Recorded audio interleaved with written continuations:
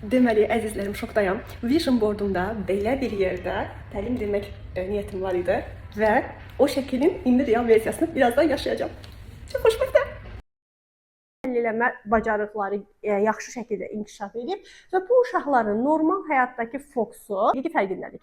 İkinci növbədə qavrayış dəyişimi olmalıdır. Qavrayış dəyişimi də nədir? Lap birinci nə dedim? Albert Einstein. Problemləri nə oldu?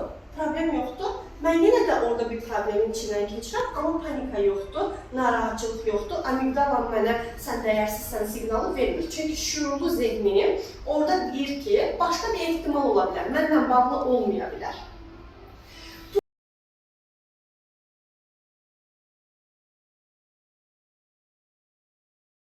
Yəni çünki məsələn mən baxıram müstəqildə o proseslərin hamısından bir keçmişəm.